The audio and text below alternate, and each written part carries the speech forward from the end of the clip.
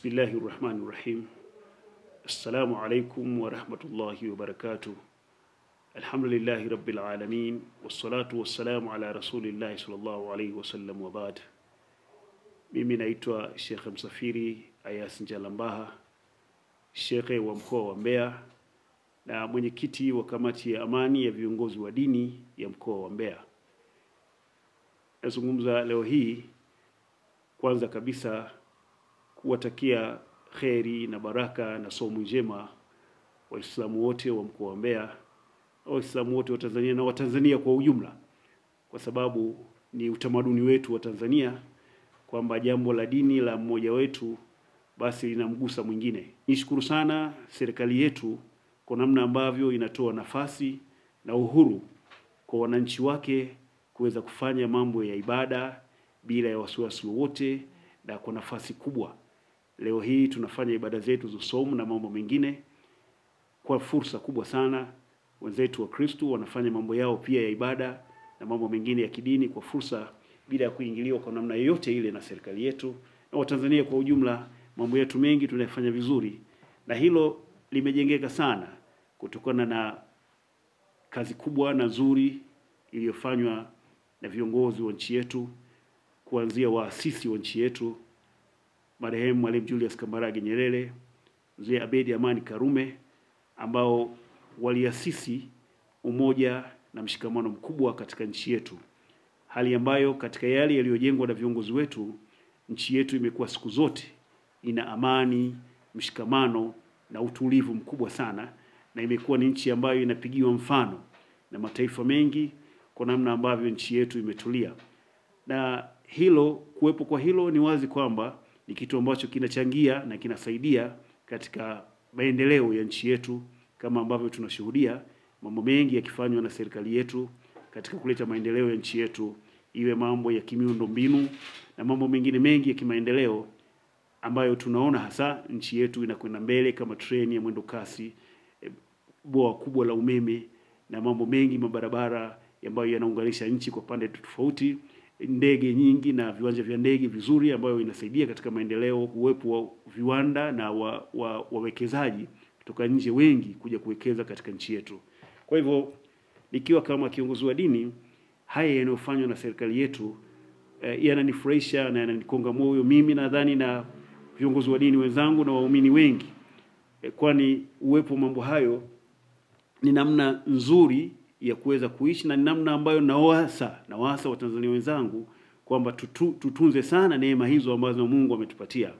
Hali ambayo mkoa wetu unakwenda katika miaka hii ni nzuri ya utulivu na ustahimilivu na amani.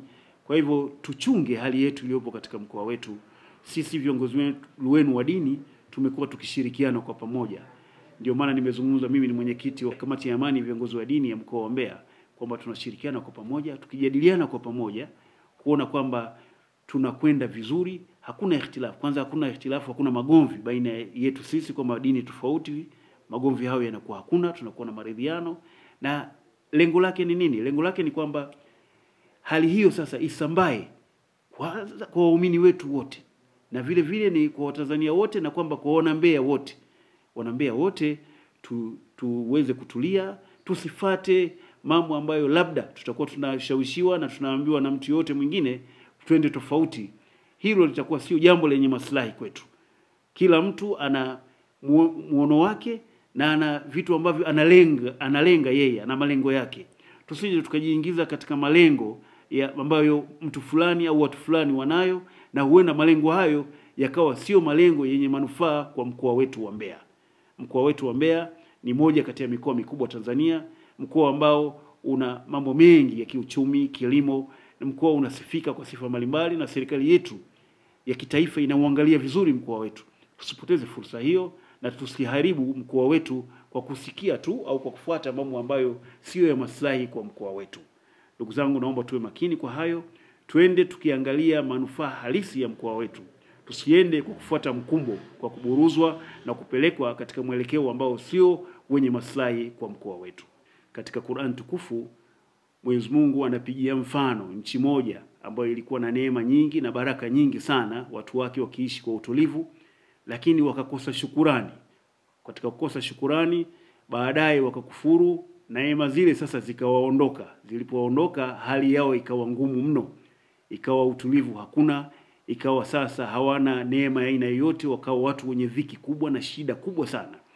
Kwa hivyo lilokuwepo kwa Watanzania wenzangu, naombeni sana zile neema ambazo Mwenyezi Mungu ametujalia na kutupa, tuzitunze vizuri, na tuwe wenye kumshukuru sana Mungu, na tuwe wenye kuzilinda kwa hali na mali, kwa nguvu kubwa, ili tusizipoteze, kwa sababu zikipotea kuja kuleta tena, kuzipata tena ni kazi ngumu sana.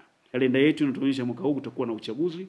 Kwa hivyo katika kalenda hiyo tufanye utulivu, na hatimaye tuweze kushiriki kwa pamoja katika swala hilo. Na serikali yetu inajitahidi kufanya mabadiliko. Ikiweza kufanya mabadiliko yote itakuwa ni vizuri. Ikishindwa, kile ambacho imefanya mpaka sasa hivi tukiendee hicho, kwa kuwa bado maisha yanaendelea.